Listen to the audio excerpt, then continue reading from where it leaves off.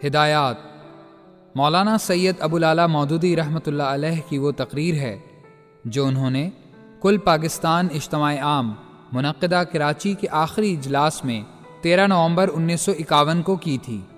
تحریک اسلامی کے وابستگان اور اس سے عملی تعاون کرنے والوں کے لیے یہ تقریر نہایت ضروری بھی ہے اور مفید بھی۔ مولانا کی تقریر کتابی صورت میں تو موجود رہی ہے، مگر اب ویژن پلس کمیونیکیشنز کے زیر اہتمام اسے پڑھوا کر سی ڈی کی صورت میں بھی پیش کیا جا رہا ہے۔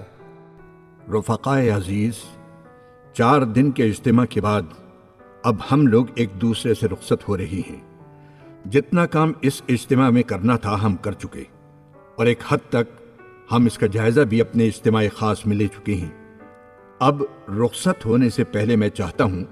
کہ اپنے رفقا سے، ارکان اور متفقین سب سے خطاب کر کے انہیں وہ ضروری ہدایات دے دوں جو آئندہ اس کام کو صحیح طریقے پر چلانے کے لیے مطلوب ہیں۔ تعلق باللہ، اولین چیز جس کی ہدایت ہمیشہ سے انبیاء کرام علیہم السلام، خلفائے راشدین رضی اللہ عنہم اور صلحائے امت ہر موقع پر اپنے ساتھیوں کو دیتے رہے ہیں،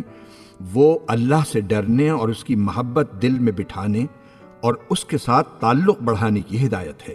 میں نے بھی اسی کے اتباع میں ہمیشہ اپنے رفقا کو سب سے پہلے یہی نصیحت کی ہے، اور آئندہ بھی جب کبھی موقع ملے گا اسی کی نصیحت کرتا رہوں گا، کیونکہ یہ وہ چیز ہے جس کو ہر دوسری چیز پر مقدم ہی ہونا چاہیے۔ عقیدے میں اللہ پر ایمان مقدم ہے، عبادت میں اللہ سے دل کا لگاؤ مقدم ہے، اخلاق میں اللہ کی خشیت مقدم ہے، معاملات میں اللہ کی رضا کی طلب مقدم ہے، اور فی الجملہ ہماری ساری زندگی ہی کی درستی کا انحصار اس پر ہے کہ ہماری دوڑ دھوپ اور سعی و جہد میں رضائے الہی کی مقصودیت ہر دوسری غرض پر مقدم ہو۔ پھر خصوصیت کے ساتھ یہ کام جس کے لیے ہم ایک جماعت کی صورت میں اٹھے ہیں، یہ تو سراسر تعلق باللہ کے ہی بل پر چل سکتا ہے۔ یہ اتنا ہی مضبوط ہوگا جتنا اللہ کے ساتھ ہمارا تعلق مضبوط ہوگا، اور یہ اتنا ہی کمزور ہوگا جتنا خدا نخواستہ اللہ کے ساتھ ہمارا تعلق کمزور ہوگا۔ ظاہر بات ہے کہ آدمی جو کام بھی کرنے اٹھتا ہے، خواہ وہ دنیا کا کام ہو یا دین کا، اس کا اصل محرک وہ غرض ہوتی ہے جس کی خاطر وہ کام کرنے اٹھا ہے، اور اس میں سرگرمی اسی وقت پیدا ہوتی ہے کہ جب اس غرض کے ساتھ آدمی کی دلچسپی میں گہرائی اور گرم جوشی ہو۔ نفس کے لیے کام کرنے والا خود غرضی کے بغیر نفس پرستی نہیں کر سکتا، اور نفس کی محبت میں جتنی شدت ہوتی ہے اتنی ہی سرگرمی کے ساتھ وہ اس کی خدمت بجا لاتا ہے۔ اولاد کے لیے کام کرنے والا اولاد کی محبت میں دیوانہ ہوتا ہے، تبھی وہ اپنے عیش و آرام کو اولاد کی بھلائی پر قربان کرتا ہے، اور اپنی دنیا ہی نہیں اپنی عاقبت تک اس غرض کے لیے خطرے میں ڈال دیتا ہے کہ اس کے بچے زیادہ سے زیادہ خوشحال ہوں۔ قوم یا وطن کے لیے کام کرنے والا ملک و قوم کے عشق میں گرفتار ہوتا ہے، تبھی وہ قوم و ملک کی آزادی، حفاظت اور برتری کی فکر میں مالی نقصانات اٹھاتا ہے، قید و بند کی سختیاں جھیلتا ہے، شب و روز کی محنتیں صرف کرتا ہے اور جان تک قربان کر دیتا ہے۔ اب اگر ہم یہ کام نہ اپنے نفس کے لیے کر رہے ہیں، نہ کوئی خاندانی غرض اس کا محرک ہے، نہ کوئی ملکی اور قومی مفاد اس میں ہمارے پیش نظر ہے، بلکہ صرف ایک اللہ کو راضی کرنا ہمیں مطلوب ہے، اور اسی کا کام سمجھ کر ہم نے اسے اختیار کیا ہے، تو آپ خود سمجھ سکتے ہیں کہ جب تک اللہ سے ہی ہمارا تعلق گہرا اور مضبوط نہ ہو، یہ کام کبھی نہیں چل سکتا۔ اس میں سرگرمی آ سکتی ہے تو اسی وقت جبکہ ہماری ساری رغبتیں اعلاء کلمت اللہ کی صحیح میں مرکوز ہو جائیں۔ اس کام میں جو لوگ شریک ہوں ان کے لیے صرف اتنی بات کافی نہیں ہے کہ ان کا تعلق اللہ سے بھی ہو، بلکہ ان کا تعلق اللہ سے ہی ہونا چاہیے۔ اسے تعلقات میں سے ایک تعلق نہیں بلکہ ایک ہی اصلی اور حقیقی تعلق ہونا چاہیے۔ انہیں ہر وقت یہ فکر دامنگیر رہنی چاہیے کہ اللہ سے ان کا تعلق گھٹے نہیں بلکہ روز بروز بڑھتا اور گہرا ہوتا چلا جائے۔ اس معاملے میں ہمارے درمیان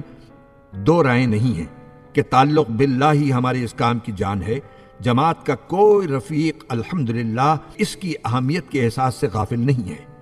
البتہ جو سوالات اکثر لوگوں کو پریشان رکھتے ہیں وہ یہ ہیں کہ تعلق باللہ سے ٹھیک مراد کیا ہے، اس کو پیدا کرنے اور بڑھانے کا طریقہ کیا ہے، اور آخر کس طرح یہ معلوم کریں کہ ہمارا تعلق واقعی اللہ سے ہے یا نہیں،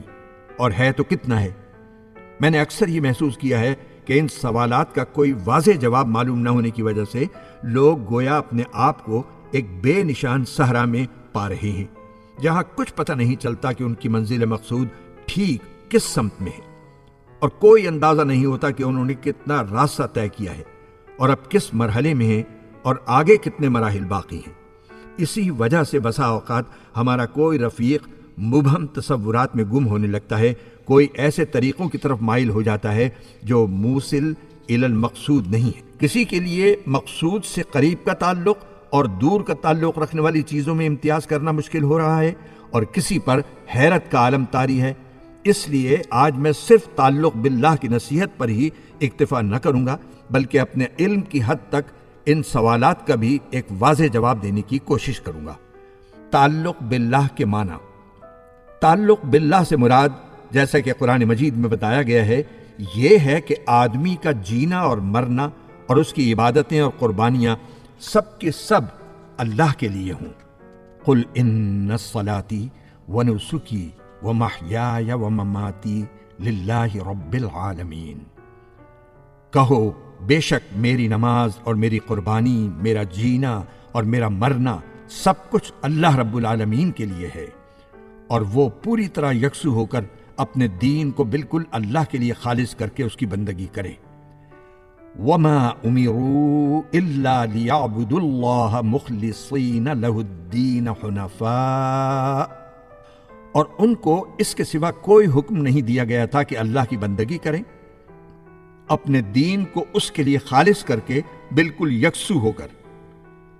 نبی اکرم صلی اللہ علیہ وسلم نے مختلف مواقع پر اپنے ارشادات میں اس تعلق کی ایسی تشریح فرما دی ہے کہ اس کے مفہوم و مدعا میں کوئی ابہام باقی نہیں رہا ہے۔ حضور اکرم صلی اللہ علیہ وآلہ وسلم کے بیانات کا تتبع کرنے سے معلوم ہوتا ہے کہ تعلق باللہ کے معنی ہیں خشیت اللہ فی السر والعلانیہ، کھلے اور چھپے ہر کام میں اللہ کا خوف محسوس کرنا، اور یہ کہ ان تکون بما فی یدی اللہ اوثق بما فی یدی، اپنے ذرائع و وسائل کی بنسبت تیرا بھروسہ اللہ کی قدرت پر زیادہ ہو، اور یہ کہ من التمس رضا اللہ بسخط الناس، آدمی اللہ کو راضی کرنے کے لیے لوگوں کو ناراض کر لے، جس کے بالکل برعکس حالت یہ ہے کہ آدمی لوگوں کو راضی کرنے کے لیے اللہ کی ناراضی مول لے۔ من التمس رضا الناس بسخط اللہ۔ پھر جب یہ تعلق بڑھتے بڑھتے اس حد تک پہنچ جائے کہ آدمی کی محبت اور دشمنی اور اس کا دینا اور روکنا جو کچھ بھی ہو اللہ کے لیے اور اللہ کی خاطر ہو، اور نفسانی رغبت و نفرت کی لاگ اس کے ساتھ لگی نہ رہے، تو اس کے معنی یہ ہیں کہ اس نے تعلق باللہ کی تکمیل کر لی۔ من احب للہ وابغض للہ واعطى للہ ومنع للہ فقد استکمل الایمان۔ جس نے اللہ کے لیے دوستی کی اور اللہ کے لیے دشمنی کی اور اللہ کے لیے دیا اور اللہ کے لیے روکا، اس نے اپنے ایمان کو مکمل کر لیا۔ پھر یہ جو آپ ہر روز رات کو اپنی دعائے قنوت میں پڑھتے ہیں، اس کا لفظ لفظ اس تعلق کی نشاندہی کرتا ہے جو آپ کا اللہ کے ساتھ ہونا چاہیے۔ اس کے الفاظ پر غور کیجئے اور دیکھتے جائیے کہ آپ ہر رات اپنے اللہ کے ساتھ کس قسم کا تعلق رکھنے کا اقرار کیا کرتی ہیں۔ اللہم انا نستعینک ونستہدیک ونستغفرک ونؤمن بک ونتوکل علیک ونثنی علیک الخیر کلہ ونشکرک ولا نکفرک ونخلع ونترک من یفجرک۔ اللہم ایاک نعبد ولک نصلی ونسجد وإلیک نسعی ونحفد ونرجو رحمتک ونخشى عذابک ان عذابک بالکفار ملحق۔ اے اللہ، ہم تجھی سے مدد مانگتے ہیں، تجھی سے رہنمائی طلب کرتے ہیں، تجھی سے معافی چاہتے ہیں، تجھی پر ایمان لاتے ہیں، تیرے ہی اوپر بھروسہ رکھتے ہیں اور ساری تعریفیں تیرے ہی لیے مخصوص کرتے ہیں۔ ہم تیرا شکر ادا کرتے ہیں، ناشکری نہیں کرتے۔ ہم ہر اس شخص کو چھوڑ دیں گے اور اس سے تعلق توڑ لیں گے جو تیری نافرمانی کرے۔ اے اللہ، ہم تیری ہی بندگی کرتے ہیں، تیرے ہی لیے نماز پڑھتے اور سجدہ بجا لاتے ہیں، اور ہماری ساری جد و جہد اور ساری دوڑ دھوپ تیری ہی خوشنودی کے لیے ہے۔ ہم تیری رحمت کے امیدوار ہیں اور تیرے عذاب سے ڈرتے ہیں۔ یقیناً تیرا سخت عذاب ان لوگوں پر پڑنے والا ہے جو کافر ہیں۔ پھر اسی تعلق باللہ کی تصویر اس دعا میں پائی جاتی ہے جو نبی اکرم صلی اللہ علیہ وسلم رات کو تہجد کے لیے اٹھتے وقت پڑھا کرتے تھے۔ اس میں آپ صلی اللہ علیہ وسلم اللہ کو خطاب کر کے کہتے ہیں: اللہم لک اسلمت وبک آمنت وعلیک توکلت والیک انبت وبک خاصمت والیک حاکمت۔ اے اللہ، میں تیرا ہی مطیع فرمان ہوا اور تجھی پر ایمان لایا، اور تیرے ہی اوپر میں نے بھروسہ کیا اور تیری ہی طرف رجوع کیا، اور تیری ہی وجہ سے لڑا اور تیرے ہی حضور اپنا مقدمہ لایا۔ تعلق باللہ کو بڑھانے کا طریقہ یہ ہے ٹھیک ٹھیک نوعیت اس تعلق کی جو ایک مومن کا اللہ سے ہونا چاہیے۔ اب دیکھنا چاہیے کہ اس تعلق کو پیدا کرنے اور بڑھانے کا طریقہ کیا ہے۔ اس کو پیدا کرنے کی صورت صرف ایک ہے، اور وہ یہ کہ آدمی سچے دل سے اللہ وحدہ لا شریک کو اپنا اور ساری کائنات کا مالک، معبود اور حاکم تسلیم کرے۔ الہیت کی تمام صفات اور حقوق اور اختیارات کو اللہ کے لیے مخصوص مان لے اور اپنے قلب کو شرک کے ہر شائبے سے پاک کر دے۔ یہ کام جب آدمی کر لیتا ہے تو اللہ سے اس کا تعلق قائم ہو جاتا ہے۔ رہا اس تعلق کی نشو و نما تو وہ دو طریقوں پر منحصر ہے، ایک فکر و فہم کا طریقہ اور دوسرا عمل کا طریقہ۔ فکر و فہم کے طریقے سے اللہ کے ساتھ تعلق بڑھانے کی صورت یہ ہے کہ آپ قرآن مجید اور احادیث صحیحہ کی مدد سے ان نسبتوں کو تفصیل کے ساتھ اور زیادہ سے زیادہ وضاحت کے ساتھ سمجھیں جو آپ کے اور اللہ کے درمیان فطرتاً ہیں اور بالفعل ہونی چاہیے۔ ان نسبتوں کا ٹھیک ٹھیک احساس و ادراک اور ذہن میں ان کا استحضار صرف اسی طریقے سے ممکن ہے کہ آپ قرآن اور حدیث کو سمجھ کر پڑھیں اور بار بار اس مطالعے کی تکرار کرتے رہیں، اور ان کی روشنی میں جو نسبتیں آپ کے اور اللہ کے درمیان معلوم ہوں ان پر غور و فکر کر کے اور اپنی حالت کا جائزہ لے کر دیکھتے رہیں کہ ان میں سے کس کس نسبت کو آپ نے بالفعل قائم کر رکھا ہے، کہاں تک اس کے تقاضے آپ پورے کر رہے ہیں، اور کس کس پہلو میں کیا کیا کمی آپ محسوس کرتے ہیں۔ یہ احساس اور استحضار جتنا جتنا بڑھے گا انشاءاللہ اسی تناسب کے ساتھ اللہ سے آپ کا تعلق بھی بڑھے گا۔ مثال کے طور پر ایک نسبت آپ کے اور اللہ تعالیٰ کے درمیان یہ ہے کہ آپ عبد ہیں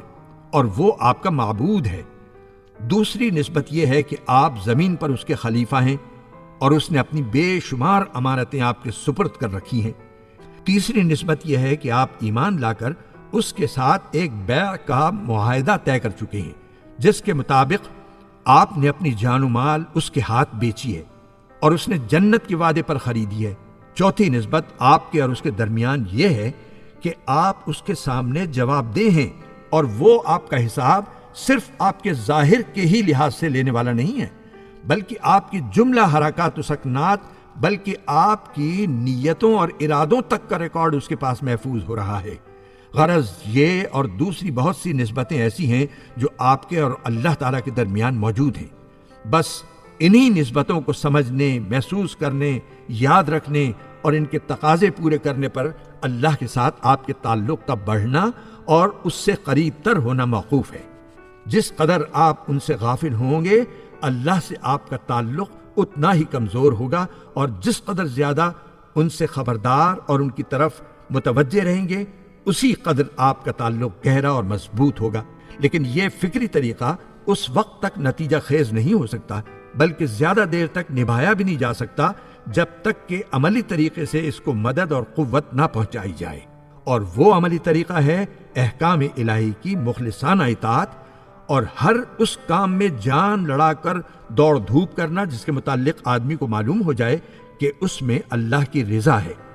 احکام الہی کی مخلصانہ اطاعت کا مطلب یہ ہے کہ جن کاموں کا اللہ نے حکم دیا ہے ان کو بادل نخواستہ نہیں بلکہ اپنے دل کی رغبت اور شوق کے ساتھ خفیہ اور اعلانیہ انجام دیں، اور اس میں کسی دنیاوی غرض کو نہیں بلکہ صرف اللہ کی خوشنودی کو ملحوظ خاطر رکھیں، اور جن کاموں سے اللہ نے روکا ہے ان سے قلبی نفرت و کراہت کے ساتھ خفیہ اور اعلانیہ پرہیز کریں، اور اس پرہیز کا محرک کوئی دنیاوی نقصان کا خوف نہیں بلکہ اللہ کے غضب کا خوف ہو۔ یہ طرز عمل آپ کو تقوی کے مقام پر پہنچا دے گا۔ اس کے بعد دوسرا طرز عمل آپ کو احسان کی منزل پر پہنچائے گا، یعنی یہ کہ آپ دنیا میں ہر اس بھلائی کو فروغ دینے کی کوشش کریں جسے اللہ پسند فرماتا ہے، اور ہر اس برائی کو دبانے کی کوشش کریں جسے اللہ ناپسند فرماتا ہے، اور اس کوشش میں جان، مال، وقت، محنت اور دل و دماغ کی قابلیت غرض کسی چیز کے قربان کرنے میں بھی بخل سے کام نہ لیں۔ پھر اس راہ میں جو قربانی بھی آپ کریں اس پر کوئی فخر آپ کے دل میں پیدا نہ ہو، نہ یہ خیال کبھی آپ کے دل میں آئے کہ آپ نے کسی پر احسان کیا ہے، بلکہ بڑی سے بڑی قربانی کر کے بھی آپ یہی سمجھتے رہیں کہ آپ کے خالق کا جو حق آپ پر تھا وہ پھر بھی ادا نہیں ہو سکا ہے۔ تعلق باللہ کی افزائش کے وسائل۔ اس طرز عمل کو اختیار کرنا در حقیقت کوئی آسان کام نہیں ہے، یہ ایک نہایت دشوار گزار گھاٹی ہے جس پر چڑھنے کے لیے بڑی طاقت درکار ہے، اور یہ طاقت جن تدبیروں سے آدمی کے اندر پیدا ہو سکتی ہے وہ یہ ہے: نماز، نہ صرف فرض اور سنت بلکہ حسب استطاعت نوافل بھی، مگر یاد رکھیے کہ نوافل زیادہ سے زیادہ اخفاء کے ساتھ پڑھنے چاہیے تاکہ اللہ سے آپ کا ذاتی تعلق نشو و نما پائے اور اخلاص کی صفت آپ میں پیدا ہو۔ نفل خوانی کا اور خصوصاً تہجد خوانی کا اظہار بسا اوقات ایک خطرناک قسم کی ریا اور کبر انسان میں پیدا کر دیتا ہے جو نفس مومن کے لیے سخت مہلک ہے۔ یہی نقصانات دوسرے نوافل اور صدقات اور اذکار کے اظہار و اعلان میں بھی پائے جاتے ہیں۔ ذکر الہی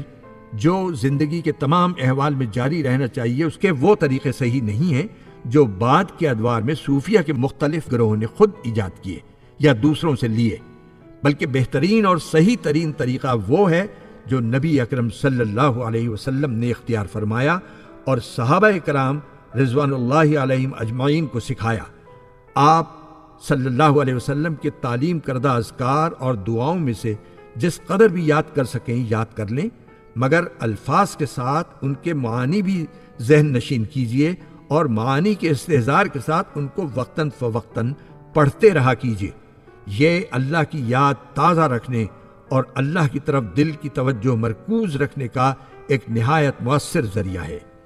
روزہ نہ صرف فرض بلکہ نفل بھی۔ نفل روزوں کی بہترین اور معتدل ترین صورت یہ ہے کہ ہر مہینے 3 دن کے روزوں کا التزام کر لیا جائے۔ ان ایام میں خاص طور پر تقوی کی اس کیفیت کو حاصل کرنے کی کوشش کی جائے جسے قرآن مجید روزے کی اصل خاصیت بتاتا ہے۔ انفاق فی سبیل اللہ، نہ صرف فرض بلکہ نفل بھی جہاں تک آدمی کی استطاعت ہو۔ اس معاملے میں یہ بات اچھی طرح سمجھ لیجئے کہ اصل چیز مال کی وہ مقدار نہیں ہے جو آپ اللہ کی راہ میں صرف کرتے ہیں، بلکہ اصل چیز وہ قربانی ہے جو اللہ کی خاطر آپ نے کی ہو۔ ایک غریب آدمی اگر اپنا پیٹ کاٹ کر اللہ کی راہ میں 1 پیسہ صرف کرے تو وہ اللہ کے ہاں اس 1000 روپے سے زیادہ قیمتی ہے جو کسی دولت مند نے اپنی آسائشوں کا 10واں یا 20واں حصہ قربان کر کے دیا ہو۔ اس کے ساتھ یہ بھی آپ کو معلوم ہونا چاہیے کہ صدقہ ان اہم ترین ذرائع میں سے ہے جو تزکیہ نفس کے لیے اللہ اور اس کے رسول صلی اللہ علیہ وسلم نے بتائے ہوں۔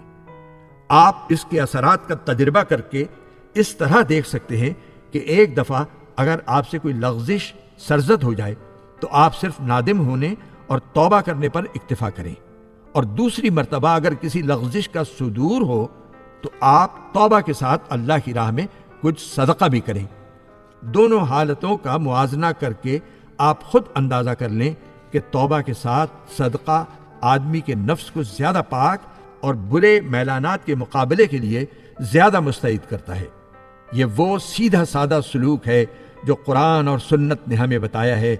اس پر اگر آپ عمل کریں تو ریاضتوں اور مجاہدوں اور مراقبوں کے بغیر ہی آپ اپنے گھروں میں اپنے بال بچوں کے درمیان رہتے ہوئے اور اپنے سارے دنیاوی کاروبار انجام دیتے ہوئے اللہ سے اپنا تعلق بڑھا سکتے ہیں۔ تعلق باللہ کو ناپنے کا پیمانہ۔ اس کے بعد یہ سوال باقی رہ جاتا ہے کہ ہم کیوں کر یہ معلوم کریں کہ اللہ کے ساتھ ہمارا تعلق کتنا ہے، اور ہمیں کیسے پتہ چلے کہ وہ بڑھ رہا ہے یا گھٹ رہا ہے۔ میں کہتا ہوں کہ اسے معلوم کرنے کے لیے آپ کو خواب کی بشارتوں اور کشف و کرامت کے ظہور اور اندھیری کوٹری میں انوار کے مشاہدے کا انتظار کرنے کی کوئی حاجت نہیں ہے۔ اس تعلق کو ناپنے کا پیمانہ تو اللہ تعالیٰ نے ہر انسان کے قلب میں ہی رکھ دیا ہے۔ آپ بیداری کی حالت میں اور دن کی روشنی میں ہر وقت اس کو ناپ کر دیکھ سکتے ہیں۔ اپنی زندگی کا، اپنے اوقات کا، اپنی مساعی اور اپنے جذبات کا جائزہ لیجئے۔ اپنا حساب آپ لے کر دیکھیے کہ ایمان لا کر اللہ سے بیع کا جو معاہدہ آپ کر چکے ہیں اسے آپ کہاں تک نبھا رہے ہیں۔ اللہ کی امانتوں میں آپ کا تصرف ایک امین ہی کا سا تصرف ہے یا کچھ خیانت بھی پائی جاتی ہے؟ آپ کے اوقات اور محنتوں اور قابلیتوں اور اموال کا کتنا حصہ اللہ کے کام میں جا رہا ہے اور کتنا دوسرے کاموں میں؟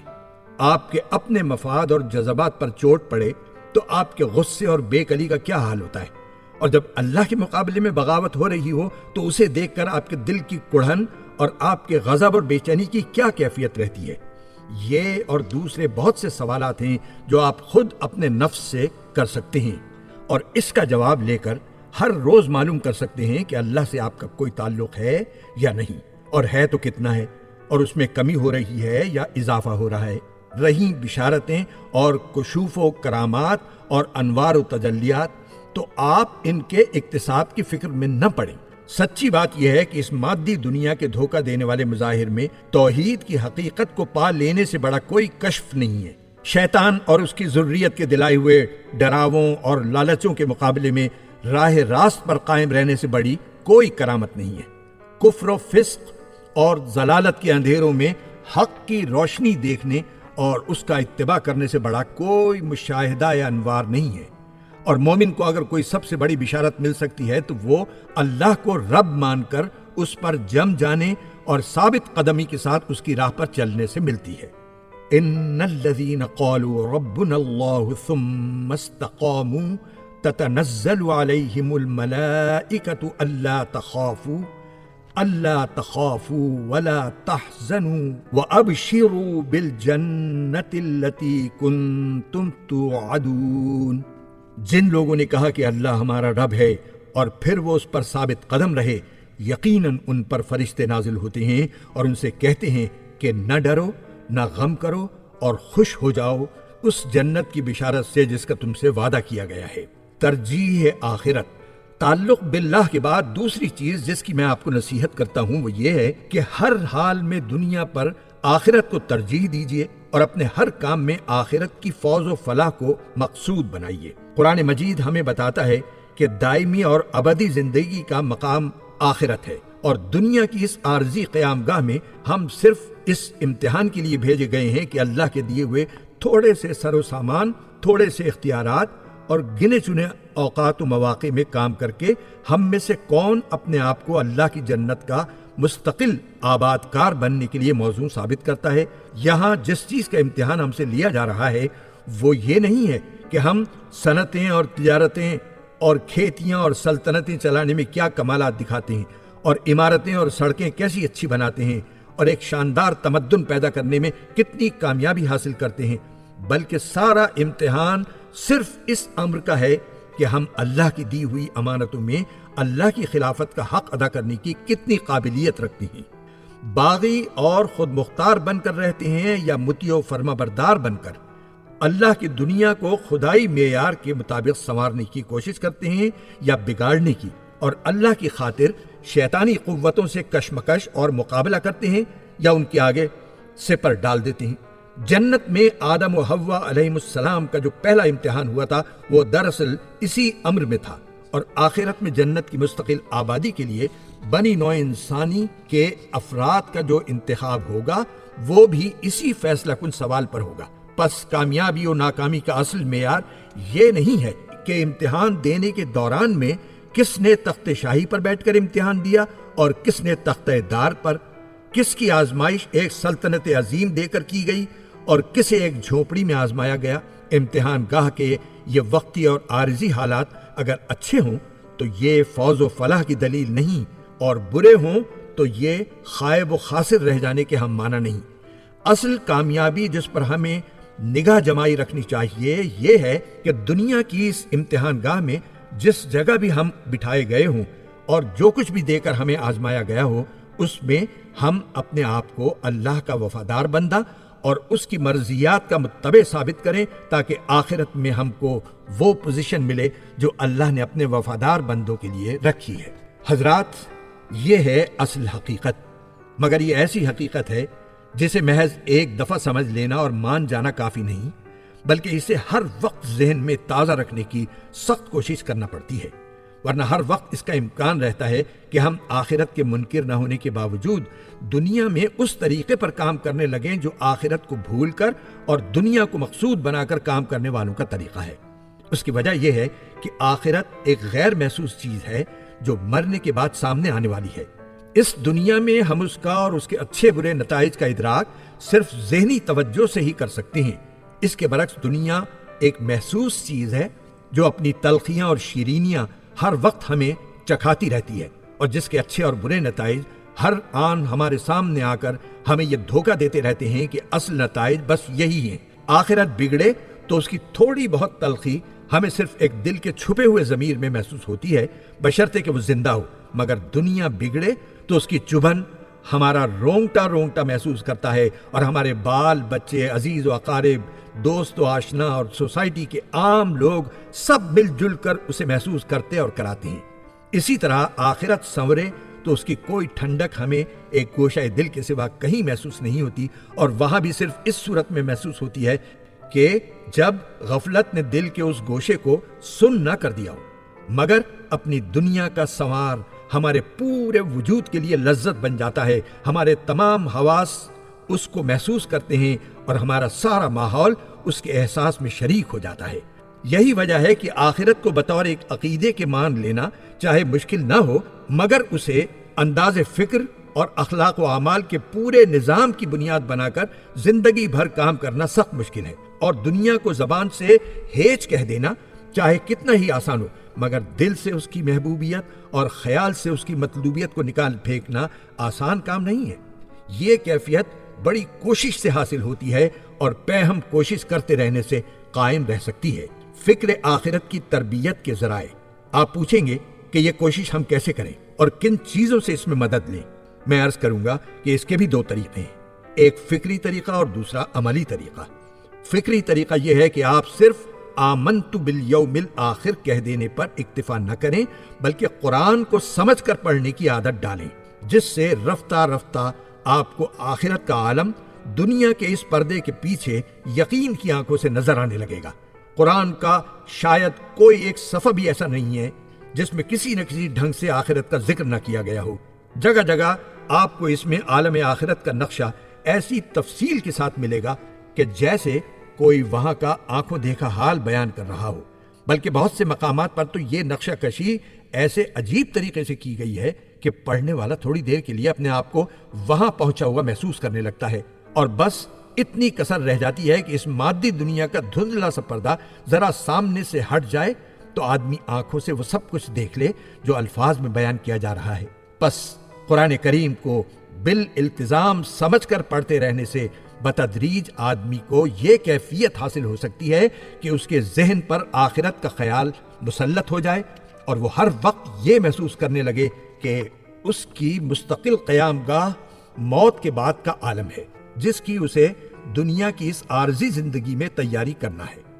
اس ذہنی کیفیت کو مزید تقویت حدیث کے مطالعے سے حاصل ہوتی ہے، جس میں بار بار زندگی بعد الموت کے حالات بالکل ایک چشم دید مشاہدے کی شان سے آدمی کے سامنے آتے ہیں، اور یہ بھی معلوم ہوتا ہے کہ نبی اکرم صلی اللہ علیہ وسلم اور آپ کے صحابہ کرام رضوان اللہ علیہم اجمعین کس طرح ہر وقت آخرت کے یقین سے معمور رہتے تھے۔ پھر اس کیفیت کو راسخ کرنے میں مزید مدد زیارت قبور سے ملتی ہے، جس کی واحد غرض نبی اکرم صلی اللہ علیہ وسلم نے یہ بتائی ہے کہ آدمی کو اپنی موت یاد رہے اور وہ دنیا کی اس متاع غرور کے ساتھ مشغول رہتے ہوئے اس بات کو نہ بھول جائے کہ آخر کار اسے جانا وہی ہے جہاں سب گئے ہیں اور روز چلے جا رہے ہیں۔ البتہ یہ خیال رہے کہ اس غرض کے لیے وہ مزارات سب سے کم مفید ہیں جنہیں آج بگڑے ہوئے لوگوں نے حاجت روائی و مشکل کشائی کے مراکز بنا رکھا ہے۔ ان کے بجائے آپ گورے غریباں کی زیارت کر کے زیادہ فائدہ اٹھا سکتے ہیں،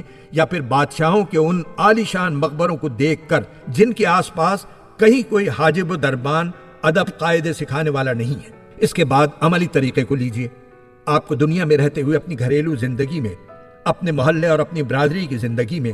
اپنے حلقہ احباب اور حلقہ تعارف میں، اپنے شہر اور اپنے ملک کے معاملات میں، اپنے لین دین اور اپنی معاش کے کاموں میں، غرض ہر طرف ہر آن قدم قدم پر ایسے دوراہی ملتے ہیں جن میں سے ایک راستے کی طرف جانا ایمان بالآخرہ کا تقاضا ہوتا ہے اور دوسرے کو اختیار کرنا دنیا پرستی کا تقاضا۔ ایسے ہر موقع پر پوری کوشش کیجئے کہ آپ کا قدم پہلے راستے کی طرف ہی بڑھے، اور اگر نفس کی کمزوری سے یا غفلت کی وجہ سے کبھی دوسرے راستے پر آپ چل نکلے ہوں تو ہوش آتے ہی پلٹنے کی کوشش کیجئے، خواہ کتنے ہی دور پہنچ چکے ہوں۔ پھر وقتاً فوقتاً اپنا حساب لے کر دیکھتے رہیے کہ کتنے مواقع پر دنیا آپ کو کھینچنے میں کامیاب ہوئی اور کتنی بار آپ آخرت کی طرف کھینچنے میں کامیاب ہوئے۔ یہ جائزہ آپ کو خود ہی ناپ تول کر بتاتا رہے گا کہ آپ کے اندر فکر آخرت نے کتنا نشو و نما پایا اور ابھی کتنی کچھ کمی آپ کو پوری کرنا ہے۔ جس قدر کمی آپ خود محسوس کریں اسے خود ہی پورا کرنے کی کوشش کریں۔ بیرونی مدد آپ کو زیادہ سے زیادہ باہم پہنچ سکتی ہے تو اس طرح پہنچ سکتی ہے کہ دنیا پرست لوگوں کی صحبت سے بچیں اور ایسے صالح لوگوں سے ربط ضبط بڑھائیں جو آپ کے علم میں دنیا پر آخرت کو ترجیح دینے والے ہوں۔ مگر یاد رکھیے کہ آج تک کوئی ذریعہ ایسا دریافت نہیں ہو سکا ہے جو آپ کے اندر خود آپ کی اپنی کوشش کے بغیر کسی صفت کو گھٹا سکے یا بڑھا سکے، یا ایسی کوئی نئی صفت آپ میں پیدا کر سکے جس کا مادہ آپ کی طبیعت میں موجود نہ ہو۔ بیجا پندار سے احتراز۔ تیسری بات جس کی میں آپ کو نصیحت کرتا ہوں وہ یہ ہے کہ پچھلے چند سال کی پہم کوشش سے جو کچھ بھی اصلاح آپ کی انفرادی سیرت، آپ کے اجتماعی اخلاق اور آپ کے جماعتی نظم میں رونما ہوئی ہے، اس پر فخر کا جذبہ آپ کے دل میں ہرگز پیدا نہ ہو۔ آپ فردن اور من حیث الجماعت کبھی اس غلط فہمی میں مبتلا نہ ہوں کہ ہم اب کامل ہو گئے ہیں، جو کچھ بننا تھا بن چکے، کوئی مزید کمال مطلوب ایسا نہیں رہا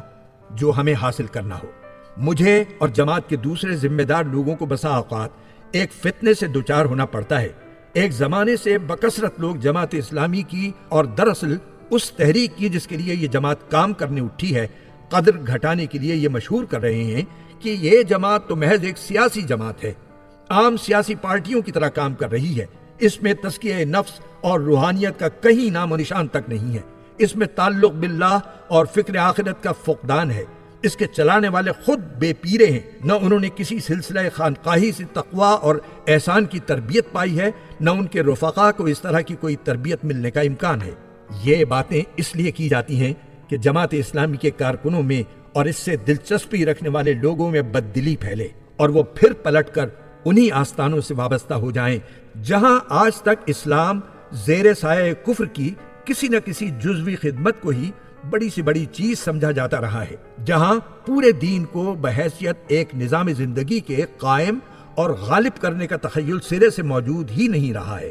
بلکہ جہاں یہ تخیل اگر پیش کیا بھی گیا ہے تو ہر طرح کی سخن سازیوں سے اس کو ایک غیر دینی تخیل ثابت کرنے کی کوشش کی گئی ہے، اور اسے یوں مطعون کیا گیا ہے کہ گویا کفر و فسق کے مقابلے میں اسلام کو نظام غالب بنانے کی فکر سراسر ایک دنیا پرستانہ فکر ہے۔ اس حالت میں ہم کو مجبوراً خانقاہی تزکیہ نفس اور اسلامی تزکیہ نفس کا فرق واضح کرنا پڑتا ہے،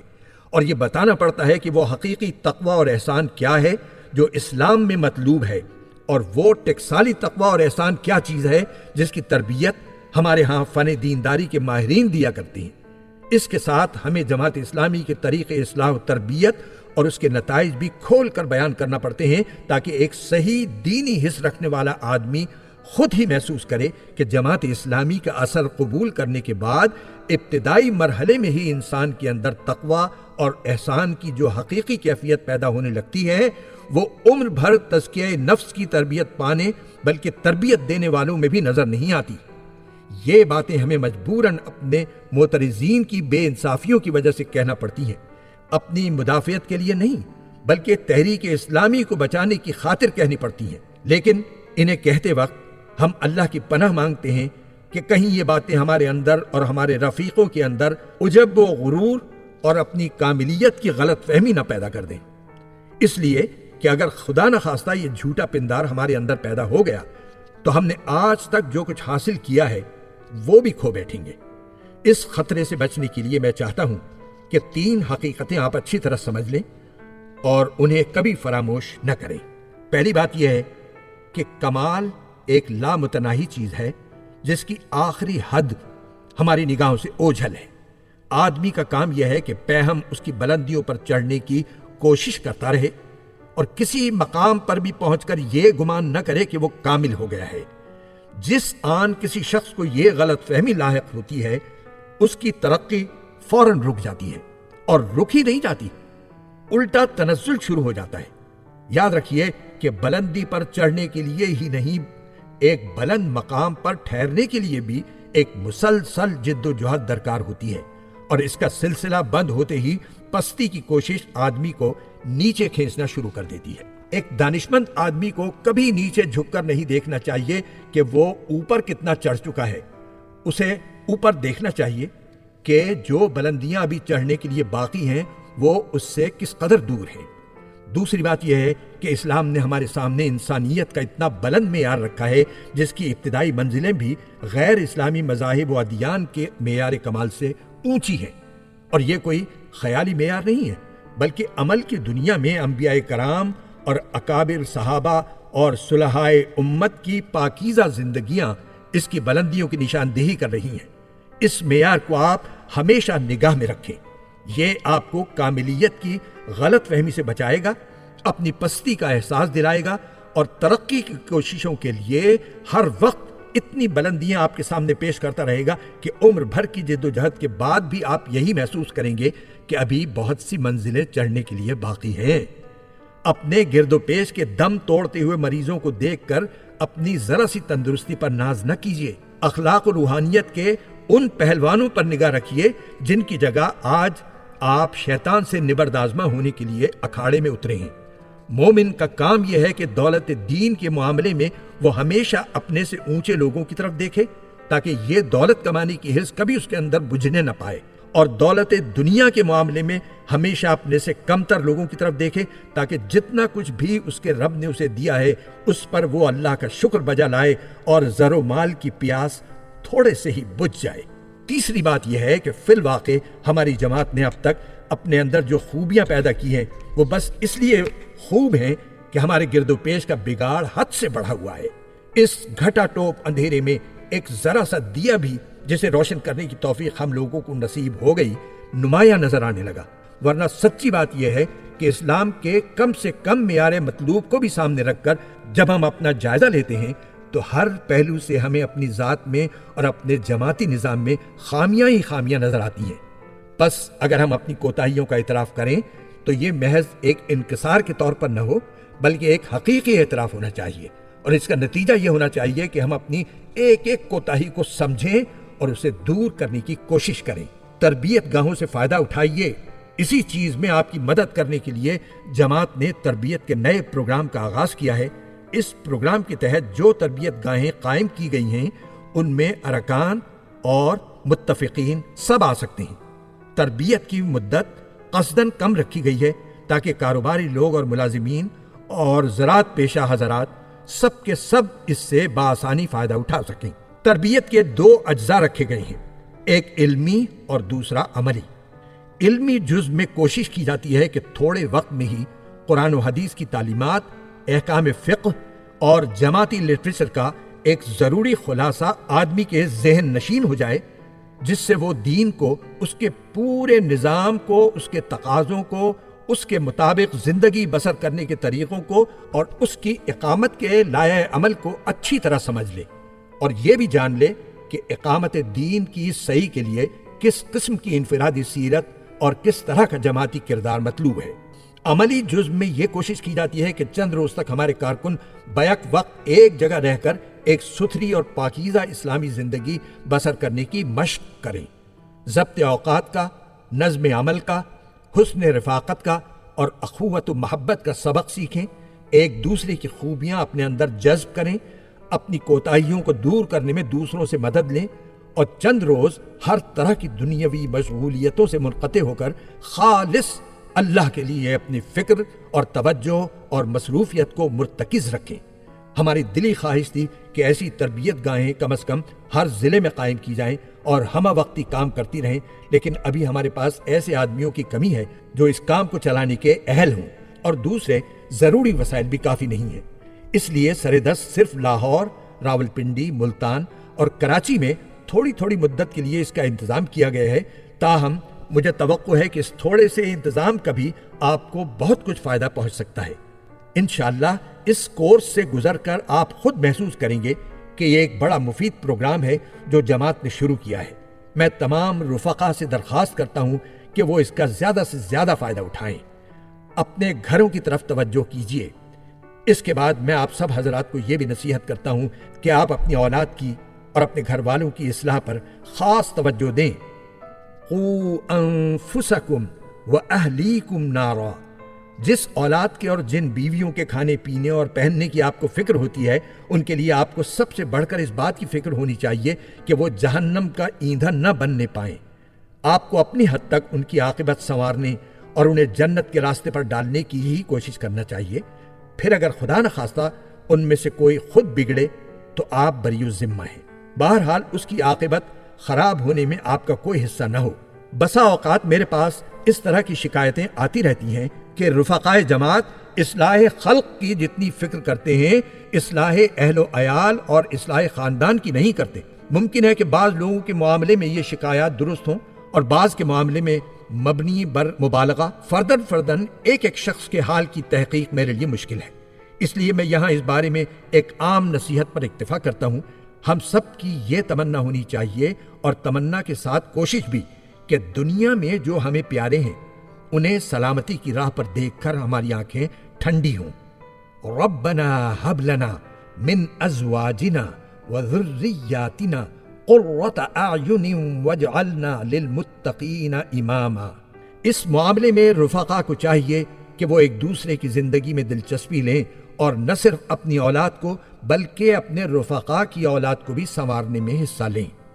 بارہا ایسا ہوتا ہے کہ ایک بچہ اپنے باپ کا اثر قبول نہیں کرتا مگر اپنے باپ کے دوستوں کا اثر قبول کر لیتا ہے۔ آپس کی اصلاح اور اس کا طریقہ، میں آپ کو یہ نصیحت بھی کرتا ہوں کہ آپ اپنی اصلاح کے ساتھ آپس میں بھی ایک دوسرے کی اصلاح کریں۔ جو لوگ اللہ کی خاطر کلمہ حق کی سربلندی کے لیے ایک جماعت بنے، انہیں ایک دوسرے کا ہمدرد و مددگار اور غمخوار ہونا چاہیے۔ انہیں یہ سمجھنا چاہیے کہ وہ اپنے مقصد عظیم میں کامیاب نہیں ہو سکتے جب تک کہ ان کی جماعت بحیثیت مجموعی اخلاق اور نظم کے لحاظ سے مضبوط نہ ہو،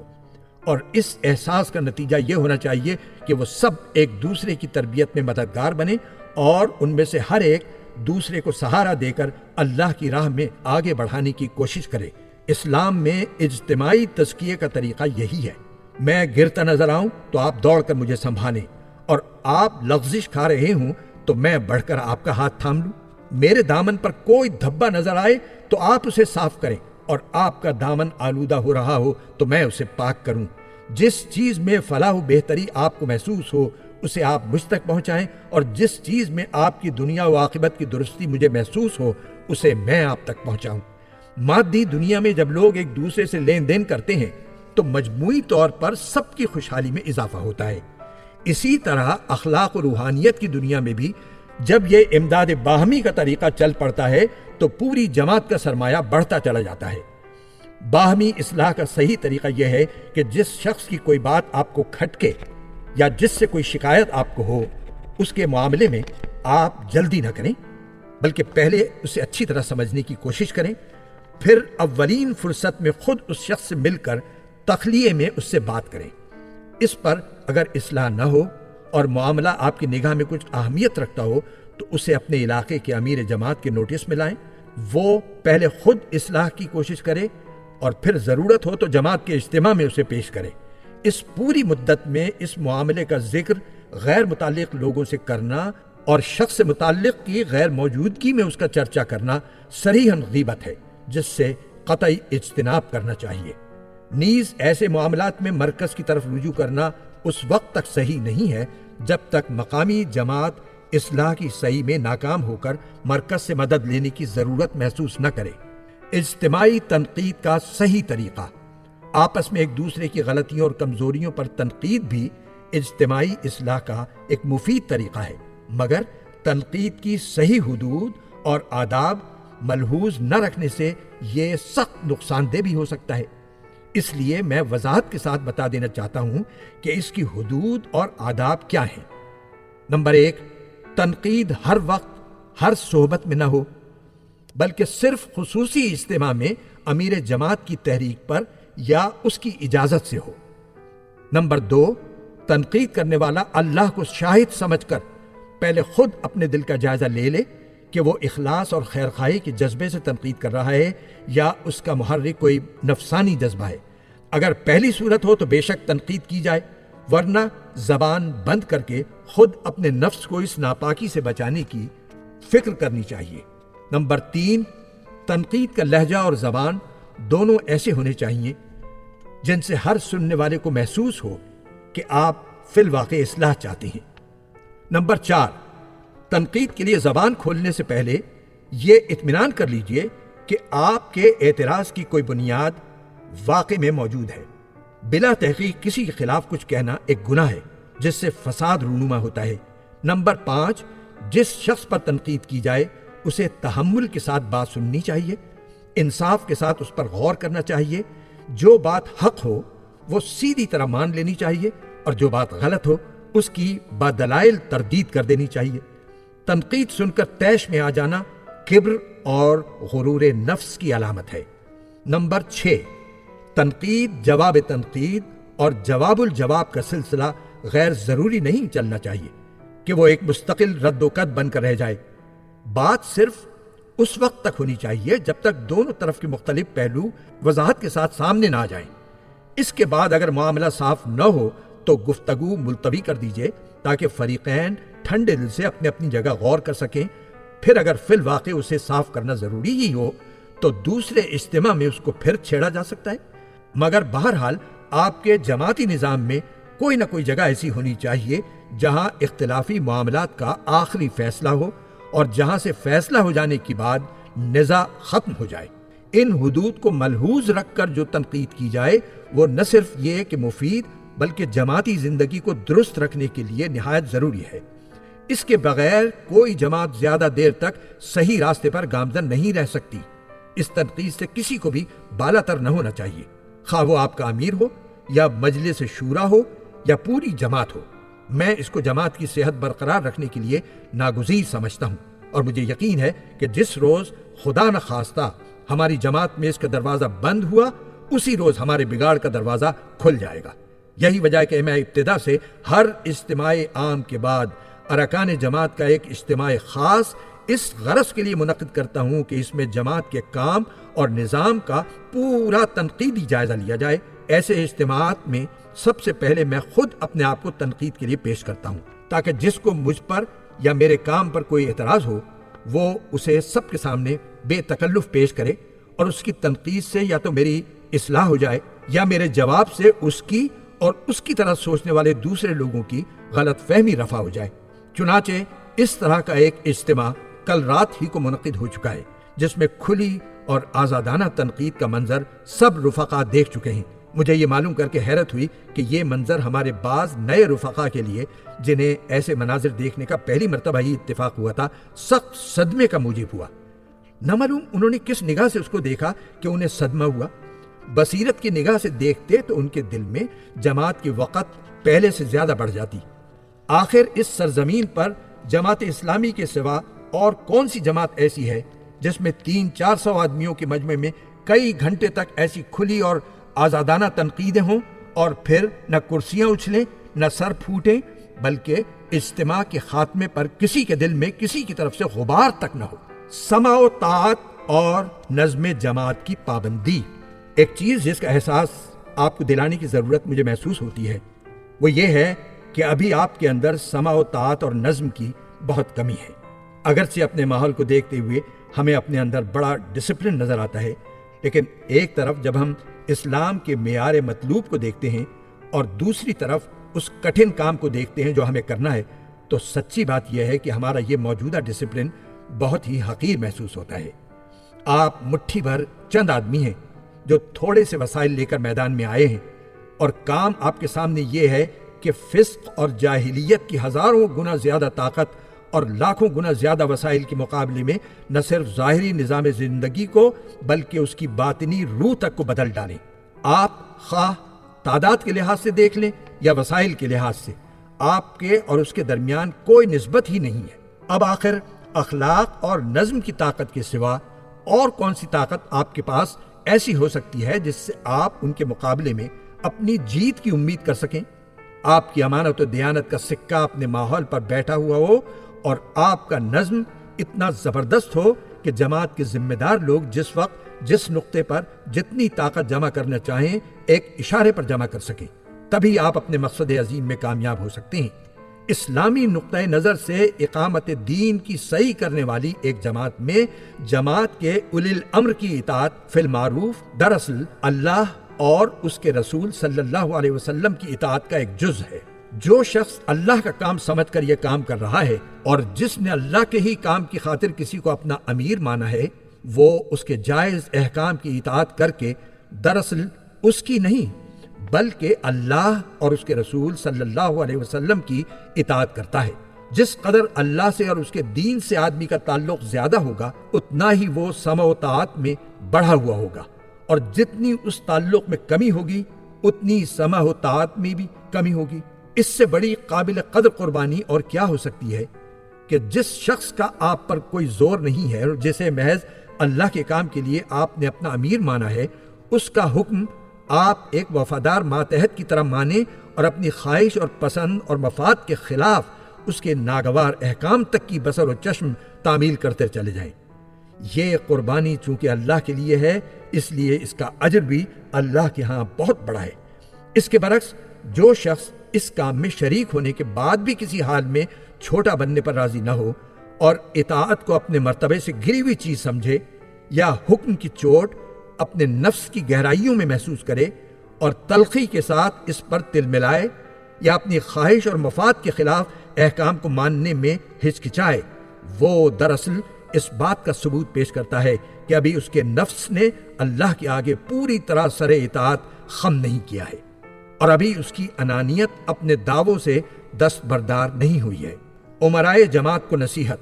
ارکان جماعت کو اطاعت حکم کی نصیحت کرنے کے ساتھ میں امرائے جماعت کو بھی یہ نصیحت کرنا ضروری سمجھتا ہوں کہ وہ حکم چلانے کا صحیح طریقہ سیکھیں۔ جس شخص کو بھی نظم جماعت کے اندر کسی ذمہ داری کا منصب سونپا جائے اور کچھ لوگ اس کے تحت امر دیے جائیں، اس کے لیے یہ ہرگز حلال نہیں ہے کہ وہ اپنے آپ کو کوئی بڑی چیز سمجھنے لگے اور اپنے تابع رفقا پر بے جا تحکم جتانے لگے۔ اسے حکم چلانے میں کبریائی لذت نہ لینی چاہیے۔ اسے اپنے رفقا سے نرمی اور ملاطفت کے ساتھ کام لینا چاہیے۔ اسے اس بات سے ڈرنا چاہیے کہ کہیں کسی کارکن میں عدم اطاعت اور خودسری کا جذبہ ابھار دینے کی ذمہ داری خود اس کے اپنے کسی غلط طریقہ کار پر عائد نہ ہو جائے۔ اسے جوان اور بوڑھے، کمزور اور طاقتور، خوشحال اور خستہ حال سب کو ایک لکڑی سے نہ ہانکنا چاہیے، بلکہ جماعت کے مختلف افراد کی مخصوص انفرادی حالتوں پر نگاہ رکھنی چاہیے، اور جو جس لحاظ سے بھی بجا طور پر رعایت کا مستحق ہو اس کو ویسی ہی رعایت دینا چاہیے۔ اسے جماعت کو ایسے طریقے پر تربیت دینی چاہیے کہ امیر جو کچھ مشورے اور اپیل کے انداز میں کہے، رفقا اس کو حکم کے انداز میں لیں اور اس کی تعمیل کریں۔ یہ دراصل جماعتی شعور کی کمی کا نتیجہ ہے کہ امیر کی اپیل اثر انداز نہ ہو اور وہ مجبور ہو کر حکم دینے کی ضرورت محسوس کرے۔ حکم تو تنخواہ دار فوج کے سپاہیوں کو دیا جاتا ہے۔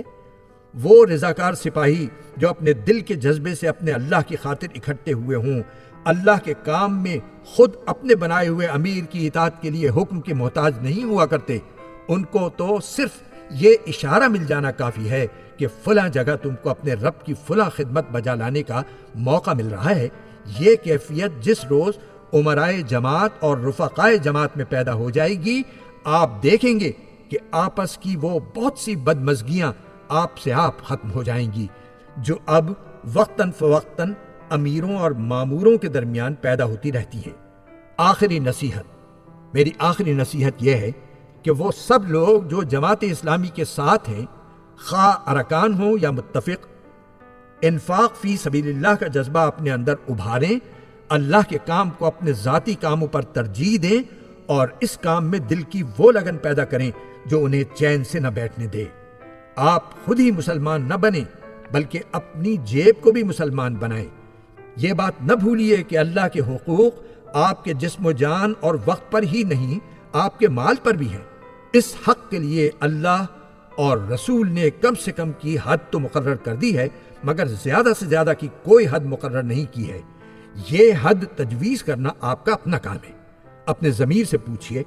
کہ کتنا کچھ اللہ کی راہ میں صرف کر کے آپ یہ خیال کرنے میں حق بجانب ہوں گے کہ جو کچھ آپ کے مال پر اللہ کا حق تھا وہ آپ نے ادا کر دیا ہے۔ اس باب میں کوئی شخص کسی دوسرے شخص کا جج نہیں بن سکتا۔ بہترین جج ہر شخص کا اپنا ضمیر و ایمان ہی ہے۔ البتہ میں اتنا ضرور کہوں گا کہ ان لوگوں کے طرز عمل سے سبق حاصل کیجئے جو نہ اللہ کے قائل ہیں نہ آخرت کے، اور پھر بھی وہ اپنے باطل نظریات کو فروغ دینے کے لیے ایسی ایسی قربانیاں کرتے ہیں جنہیں دیکھ کر ہم اللہ اور آخرت کے ماننے والوں کو شرم آنی چاہیے۔ اقامت دین کے کام میں رفقا کو جیسا انہماک ہونا چاہیے، اس میں بھی ابھی مجھے بہت کمی محسوس ہوتی ہے۔ بعض رفیق تو بلا شبہ پوری سرگرمی سے کام کر رہے ہیں جسے دیکھ کر جی خوش ہو جاتا ہے اور دل سے ان کے حق میں دعا نکلتی ہے، مگر بیشتر حضرات میں ابھی تک دل کی لگن نظر نہیں آتی۔ فسق و فجور کی گرم بازاری اور اللہ کے دین کی بے بسی دیکھ کر ایک مومن کے قلب میں جو آگ لگنی چاہیے اس کی تپش کم ہی لوگوں میں پائی جاتی ہے۔ آپ کو اس پر کم سے کم اتنی بے چینی تو لاحق ہو جتنی اپنے بچے کو بیمار دیکھ کر یا اپنے گھر میں آگ لگنے کا خطرہ محسوس کر کے لاحق ہوا کرتی ہے۔ یہ معاملہ بھی ایسا نہیں ہے جس میں کوئی شخص کسی دوسرے شخص کے لیے سرگرمی اور انہماک کی حد تجویز کر سکتا ہو۔ اس کا فیصلہ تو ہر شخص کو اپنے ضمیر کا جائزہ لے کر خود ہی کرنا چاہیے کہ کتنا کچھ کام کر کے وہ یہ سمجھنے میں حق بجانب ہو سکتا ہے کہ حق پرستی کے تقاضے اس نے پورے کر دیے ہیں۔ البتہ عبرت کے لیے ان باطل پرستوں کی سرگرمیوں پر ایک نگاہ ڈال لینا کافی ہے جو دنیا میں کسی نہ کسی دین باطل کو فروغ دینے کے درپے ہیں اور اس کے لیے سر دھڑ کی بازیاں لگا رہے ہیں۔ مخالفتیں اور ہمارا طرز عمل۔ اب میں مختصر طور پر کچھ ان مخالفتوں کے باب میں بھی کہوں گا جو حال میں جماعت کے خلاف بڑے پیمانے پر شروع ہوئی ہیں۔ جہاں تک مدلل اور معقول اختلاف کا تعلق ہے، جس کا مقصد سمجھنا اور سمجھانا ہو اور جس کے پیچھے نیک نیتی کے ساتھ حق پسندی کام کر رہی ہو، ایسے اختلاف کو تو ہم نے نہ کبھی برا سمجھا ہے نہ انشاءاللہ کبھی برا سمجھیں گے۔ جب ہم نے خود بارہا اس نوعیت کا اختلاف دوسروں سے کیا ہے تو آخر ہم دوسروں کے حق اختلاف کا انکار کیسے کر سکتے ہیں؟ مگر افسوس ہے کہ ہمارے مخالفین میں سے بہت کم لوگوں نے اختلاف کا یہ طرز اختیار کیا ہے۔ ان کی عظیم اکثریت جس طریقے سے ہماری مخالفت کر رہی ہے وہ یہ ہے کہ وہ ہم پر جھوٹے الزام لگاتے ہیں، ہماری طرف غلط باتیں منسوب کرتے ہیں، ہماری تحریروں کو توڑ مڑوڑ کر ان کو اپنے من مانے معنی پہناتے ہیں، اور یہ سب کچھ وہ ہماری یا خلق کی اصلاح کے لیے نہیں بلکہ اس لیے کرتے ہیں کہ ہمارے خلاف عوام الناس کو بدگمان کریں اور اسلامی نظام برپا کرنے کی جو کوشش ہم کر رہے ہیں اسے کسی طرح نہ چلنے دیں۔ جھوٹ کا یہ طوفان اٹھانے میں مختلف گروہ شریک ہیں۔ ایک طرف برسر اقتدار پارٹی کے لیڈر اور اخبار نویس ہیں جنہیں پاکستان میں اسلامی حکومت کے قیام کی تحریک ناگوار ہے۔ دوسری طرف مغربی فسق و الحاد اور اباحیت کے علمبردار ہیں جنہیں اپنی فکری و عملی آزادیوں پر اسلامی عقائد و اخلاق کی پابندیاں ناگوار ہیں۔ تیسری طرف مختلف گمراہ فرقے ہیں جنہیں سخت اندیشہ ہے کہ اگر یہاں فی الواقع ایک اسلامی حکومت قائم ہو گئی تو ان کے لیے اپنی ضلالتیں پھیلانے کا موقع باقی نہ رہے گا۔ چوتھی طرف اشتراکی حضرات ہیں جو خوب جانتے ہیں کہ ان کے راستے میں اگر کوئی سب سے بڑی رکاوٹ ہے تو جماعت اسلامی ہے۔ ان سب کی مخالفت تو ایک حد تک فطری چیز تھی، نہ ہوتی تو مقام تعجب تھا۔ سچائی کو جھوٹ سے دبانے کی کوشش کرنا ان کے لیے کوئی معیوب بات بھی نہیں تھی، ان سے تو یہ اخلاق عین متوقع تھے۔ مگر جس چیز کا ہماری پوری جماعت کو صدمہ ہے وہ یہ ہے کہ ان مخالفین میں کچھ علماء بھی نظر آ رہے ہیں،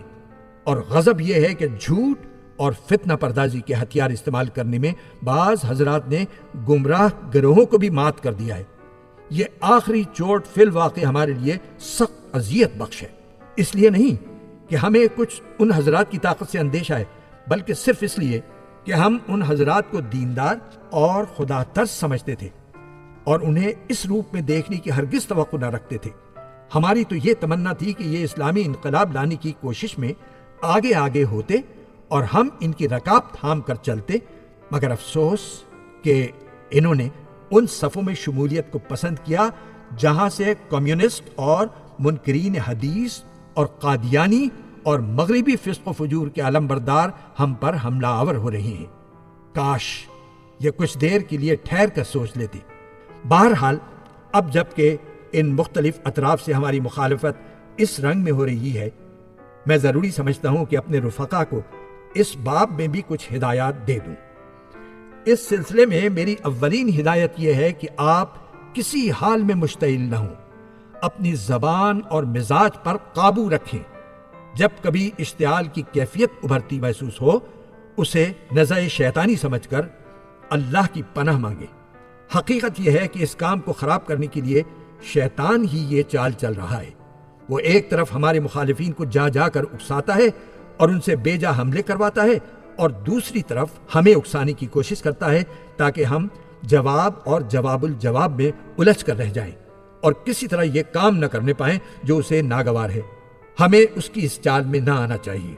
دوسری ہدایت یہ ہے کہ بعض علماء سے اور ان کے شاگردوں اور معتقدوں سے خواہ آپ کو کتنا ہی رنج پہنچے، آپ اسے بس رنج و افسوس تک محدود رکھیں، نفرت تک ہرگز نہ پہنچنے دیں۔ نیز وہ غلطی نہ کریں جو اس سے پہلے لوگ کرتے رہے ہیں کہ انہوں نے بعض علماء کی زیادتیوں پر بگڑ کر تمام علماء کو مطعون کرنا شروع کر دیا، اور پھر اس حد پر بھی نہ رکے بلکہ خود علم دین کو ہی ہدف طعن بنا ڈالا۔ آپ کو یاد رکھنا چاہیے کہ علماء کی اکثریت اللہ کے فضل سے حق پسند اور حق پرست ہے، اور ان میں سے بہترین رفیق آپ کو ملے ہیں اور ملتے چلے جا رہے ہیں۔ تیسری ہدایت یہ ہے کہ آپ مدافعت کا کام مجھ پر چھوڑ دیں اور خود اپنے کام میں لگے رہیں۔ میں جس حد تک ضرورت سمجھوں گا مدافعت کا کام خود کروں گا یا جماعت کے ذمہ دار لوگوں سے لوں گا۔ آپ کا کام بس یہ ہے کہ جب کوئی جھوٹا الزام آپ کے سامنے لایا جائے تو آپ جماعت کے لٹریچر میں سے اس کا جواب نکال کر پیش کر دیں۔ اس کے بعد بھی اگر کوئی بحث میں الجھے تو اس کو سلام کیجیے اور الگ ہو جائیے۔ جسے راستہ چلنا ہو اس کے لیے بہترین حکمت یہ ہے کہ اگر راستے میں کسی کانٹے سے اس کا دامن الجھ جائے تو ایک لمحہ ٹھہر کر دامن چھڑانے کی کوشش کرے، اور جب وہ چھوٹتا نظر نہ آئے تو راستہ کھوٹا کرنے کے بجائے دامن کا وہ حصہ پھاڑ کر کانٹے کے حوالے کرے اور آگے روانہ ہو جائے۔ چوتھی ہدایت یہ ہے کہ سخت سے سخت بیہودہ مخالفت کے جواب میں بھی آپ حدود اللہ سے کبھی تجاوز نہ کریں۔ ہر لفظ جو آپ کی زبان یا قلم سے نکلے اس پر خوب سوچ لیں کہ وہ خلاف حق تو نہیں ہے، اور آپ اس کا حساب اللہ کے ہاں دے سکیں گے۔ آپ کے مخالفین اللہ سے ڈریں چاہے نہ ڈریں، آپ کو بہرحال اس سے ڈرتے رہنا چاہیے۔ پانچویں ہدایت یہ ہے کہ اس مخالفت نے آپ کی تحریک کے لیے بڑھنے اور ابھرنے کا جو ایک غیر معمولی موقع فراہم کر دیا ہے اس سے پورا فائدہ اٹھائیے۔ یہ اللہ نے آپ کے رفع ذکر کا سامان کیا ہے، اس سے گھبرائیے نہیں بلکہ اس سے کام لیجئے۔ عرب میں اسی نوعیت کے پروپیگنڈے کا طوفان جب نبی اکرم صلی اللہ علیہ وآلہ وسلم کے خلاف اٹھا تھا تو اللہ تعالیٰ نے آپ کو خوشخبری دی تھی کہ وَرَفَعْنَا لَكَ ذِكْرَكَ۔ ہمیں تو شکر گزار ہونا چاہیے کہ ایک طرف حکومت سرکولر پر سرکولر بھیج کر سرکاری ملازمین سے ہمارا تعارف اور بڑا وزنی تعارف کرا رہی ہے، دوسری طرف تمام گمراہ گروہ اپنے اپنے حلقوں میں ہم کو روشناس کرانے میں لگے ہوئے ہیں، اور تیسری طرف بعض علماء کرام اپنے فتووں کے ذریعے سے مذہبی ذہنیت رکھنے والی آبادی کے گوشے گوشے میں ہمارا چرچا کر رہے ہیں۔ اتنے بڑے پیمانے پر اپنا اشتہار تو ہم 20 سال میں بھی اپنے ذرائع سے نہ کر سکتے تھے۔ اب ہمارا کام صرف اتنا رہ گیا ہے کہ جہاں جہاں ہمارا برا تعارف کرایا گیا ہے وہاں ہم اپنا اچھا تعارف کرا دیں۔ اس کا انشاءاللہ دوہرا فائدہ ہوگا۔ جس پر اس جھوٹے پروپیگنڈے کی حقیقت کھل جائے گی وہ صرف جماعت اسلامی کا گرویدہ ہی نہ ہو جائے گا بلکہ ساتھ ساتھ اس کے دل سے ان لوگوں کی وقت بھی نکل جائے گی جن کے جھوٹ اور جن کی حق دشمنی کا صریح ثبوت وہ آنکھوں سے دیکھ لے گا۔ شیطان کے قید کو اسی لیے اللہ نے ضعیف فرمایا ہے کہ وہ اپنے اولیاء دوستوں کو ایسے ہتھیار فراہم کر کے دیتا ہے جو عارضی طور پر تو بڑے کارگر ثابت ہوتے ہیں مگر بالآخر خود اسی شخص کی شہ رگ کاٹ دیتے ہیں جو انہیں استعمال کرتا ہے۔ آخری ہدایت خاص طور پر جماعت کے ان لوگوں کے لیے ہے جو علماء کے طبقے سے تعلق رکھتے ہیں۔ ان کا کام یہ ہے کہ ان میں سے ہر گروہ کے لوگ اپنے اپنے گروہ کے علماء کو سمجھائیں، وہ فرداً اور مجتمعاً ان سے ملیں بھی اور ان کو خطوط بھی لکھیں۔ وہ ان سے کہیں کہ اے محترم حضرات، آپ یہ جو کچھ کر رہے ہیں اس کے عواقب پر بھی آپ نے غور کر لیا ہے؟ اس سے مختلف مرحلوں پر آپ کے اور نئی تعلیم یافتہ نسلوں کے درمیان جو آویزشیں ہو چکی ہیں ان کی بدولت آپ کا وقار پیہم گرتا چلا گیا ہے، اور اس سے آپ ہی کے وقار کو نہیں خود دین کے وقار کو بھی بہت بڑا صدمہ پہنچا ہے۔ اب جماعت اسلامی نے ان میں سے بہترین عناصر کو چن چن کر دین کی طرف لانا شروع کیا تھا، اور دینی رغبت کی وجہ سے یہ لوگ آپ سے قریب تر ہونے لگے تھے، تو آپ نے اس کے خلاف یہ لڑائی چھیڑ دی، اور چھیڑی بھی تو ایسے بھونڈے طریقے سے کہ نئے تعلیم یافتہ لوگ تو درکنار، آپ کے اپنے شاگردوں تک کے دلوں میں آپ کی عقیدت باقی رہنا مشکل ہو گئی۔ ان حرکتوں سے آخر آپ کس فائدے کے متوقع ہیں؟ آپ خود جانتے ہیں کہ پاکستان میں ایک اسلامی نظام حکومت قائم کر دینا اور اسے چلا لے جانا بہرحال آپ کے بس کا کام نہیں ہے۔ یہ کام اگر کر سکتے ہیں تو آپ نہیں بلکہ نئے تعلیم یافتہ لوگوں میں وہ طبقہ جو اسلام کی منشا کے مطابق اپنے ذہن اور اخلاق اور سیرت کو ڈھال رہا ہے، وہ وہی ہے جو جماعت اسلامی کی طرف کھینچ رہا ہے۔ اس کے سوا آپ اس گروہ میں کسی دوسرے فعال اور طاقتور دینی رجحان رکھنے والے طبقے کی نشاندہی نہیں کر سکتے، اور آپ خود اس لائق بھی نہیں ہیں کہ ان لوگوں میں اپنی کوششوں سے کوئی ایسا طبقہ پیدا کر سکیں۔ اب اگر آپ اس جماعت کی مزاحمت کرتے ہیں تو اس کے صاف معنی یہ ہے کہ آپ پاکستان میں ہر فاسق و فاجر اور گمراہ گروہ کی قیادت کو برداشت کر سکتے ہیں، مگر نہیں برداشت کر سکتے تو کسی دیندار گروہ کی قیادت کو۔ کیا فی الواقع آپ نے یہی پوزیشن اختیار کرنے کا فیصلہ کر لیا ہے؟ اللہ کے ہاں اس کی جواب دہی جو کرنی ہوگی اس کا انجام بھی سوچ لیا ہے؟ اگر بالفرض آپ کو جماعت سے بعض مسائل میں اختلاف تھا تو کیا اس اختلاف کو چھیڑنے کا موزوں ترین وقت یہی تھا؟ اور کیا اس اختلاف کو گفت و شنید یا علمی بحث و تنقید سے رفع کرنے کی کوشش نہ کی جا سکتی تھی؟ کیا وہ مسائل ایسے ہی اہم تھے کہ ان پر جماعت کے خلاف فتوے لگانے اور اشتہار چھاپنے اور پمفلٹ نکالنے کے سوا کوئی چارہ نہ تھا؟ پھر اگر یہ سب کچھ ضروری تھا اور آپ محض حمایت دین کے ہی جذبے سے یہ کار خیر کرنے اٹھے تھے تو کیا واقعی کوئی شخص حمایت دین کی خاطر للہ فی سبیل اللہ دوسرے کی عبارتیں مسخ بھی کیا کرتا ہے، اور جو کچھ اس نے نہیں کیا وہ اپنی طرف سے گھڑ کر اس کی طرف منسوب بھی کر دیتا ہے، اور اس کی اپنی تحریروں سے الزامات کی غلطی ثابت ہو جانے کے بعد بھی اپنے الزام پر اصرار کیا کرتا ہے؟ یہ باتیں ہیں جو مختلف مدارس سے نکلے ہوئے ہماری جماعت کے رفقا کو اپنے اپنے گروہ کے بزرگوں سے صاف صاف کہنی چاہیے۔ آخر اس تعلیم قرآن و حدیث کا کیا حاصل جس سے آدمی حق پرستی کے بجائے استاد پرستی اور پیر پرستی سیکھے، اور اسلامی حمیت کے بجائے گروہیت عصبیت کا سبق لے؟ دعوت کا مختصر کورس۔ اس کے بعد میں توسیع دعوت کے سلسلے میں آپ لوگوں کو کچھ مشورے دوں گا۔ اب ہماری دعوت کا ایک جامع اور مختصر کورس نکل آیا ہے جس سے آپ کام لے سکتے ہیں۔ اب تک تو جماعت کے کارکنوں کو یہ پریشانی پیش آتی تھی کہ ہمارا لٹریچر بہت پھیلا ہوا ہے اور سب لوگوں کو سارا لٹریچر پڑھوا دینا مشکل ہے۔ ان کے لیے یہ فیصلہ کر دینا بھی دشوار تھا کہ لٹریچر میں سے کیا کچھ پڑھ لینے کے بعد ایک آدمی اس قابل ہو سکتا ہے کہ کہ اسے جماعت میں لیا جا سکے،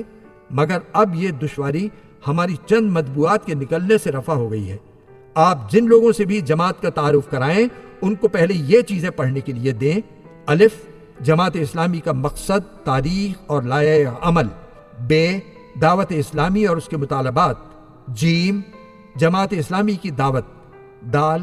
میری یہ دونوں تقریریں جو میں نے ابھی کراچی کے اس اجتماع 10 اور 13 نومبر 51 کا افتتاح کرتے ہوئے اور درمیان میں کی ہیں اور جو عنقریب تحریری صورت میں مرتب کر کے شائع کر دی جائیں گی، یہ دونوں تقریریں شائع ہو چکی ہیں اور ان کے نام یہ ہیں: ہمارے داخلی اور خارجی مسائل، اور نمبر 2، اور مسلمانوں کا ماضی و حال اور مستقبل کے لیے لائحہ عمل۔ جب کوئی شخص یہ چیزیں پڑھ لے تو اس کے سامنے جماعت کا دستور پیش کر دیں اور یہ اس کی مرضی پر چھوڑ دیں کہ چاہے تو رکنیت کی درخواست دے یا متفقین میں شامل ہو جائے، مگر جماعت کے ساتھ وابستہ ہو جانے کے بعد اسے پورا لٹریچر پڑھنے کا مشورہ ضرور دیجیے۔ اس کے بغیر اس کی ذہنیت اور سیرت اچھی طرح تیار نہ ہو سکے گی اور زندگی کے مختلف مسائل و معاملات میں اسلامی نقطہ نظر کو وہ ٹھیک ٹھیک سمجھنے کے قابل نہ ہو سکے گا۔ البتہ پورے لٹریچر کا مطالعہ جماعت میں داخل ہونے سے پہلے کر لینا ضروری نہیں ہے۔ خواتین کے لیے ہدایات۔ اب تک جو میں نے کہا ہے